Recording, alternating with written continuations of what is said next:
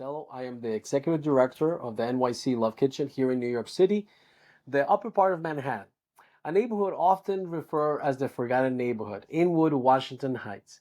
We have been in existence now for 37 years, and allow me to be able to give you a brief history of our organization. In the 1980s, a local pastor and a restaurant owner, Tom and Jewel, went to a community meeting and heard that the community, as well as the political leaders, were facing a problem, a challenge that was growing without restraint, and that was homelessness and drug addiction. Adding to all of this, there were crime and all the different things that happened during that period of time, like the AIDS epidemic. They raised their hand in response to the question of, is there anybody that can help? And so therefore they stepped into faith to start a soup kitchen and a pantry. And the inception was a small little corner in a local church, Manhattan Bible Church. As they began to feed people. During the next 30 years, they fed and did client choice. The meals were served as restaurant style. People came, people were engaged, loved, transitioned, assisted. Many of them had their lives changed. And as of 2020, there was the request made by the executive director, Mr. Jewel Jones, for the next director, the next step. And if you recall, during that time, we were entering a pandemic. There was a situation where the health crisis had been now throughout all of the United States and the world.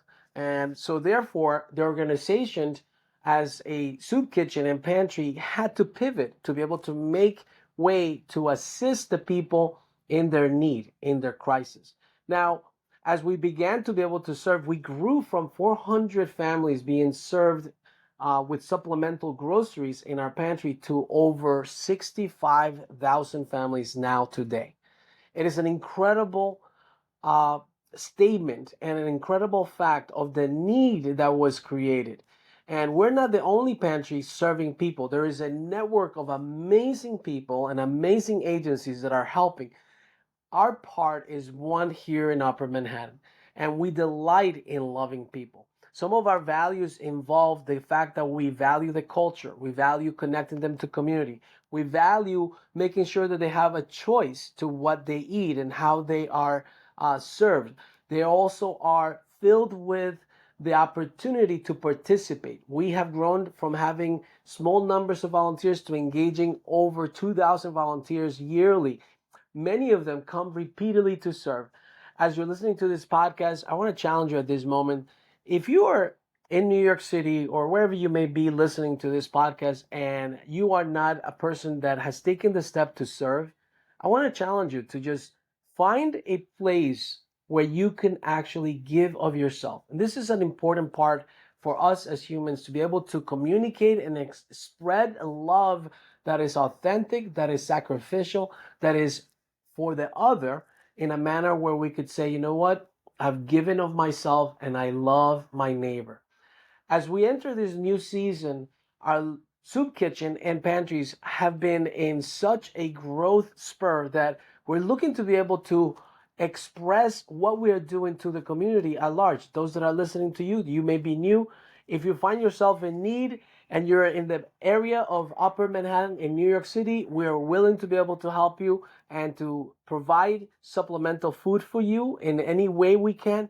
If you're a migrant or an asylum seeker, one of the things that our organization had to pivot to do was to respond to the crisis because we were seeing all these families coming, and now we have this opportunity to be able to serve them. And so as you're listening to us, please take into consideration the opportunity to subscribe to this podcast. We'll be talking about food insecurity. I like to say food insecurity is not really about having security. It's about how do you manage life in a city that is so expensive like New York City and have the audacity or have the ability to be able to not buy nutritious food because you don't have the funds to be able to pay for your rent.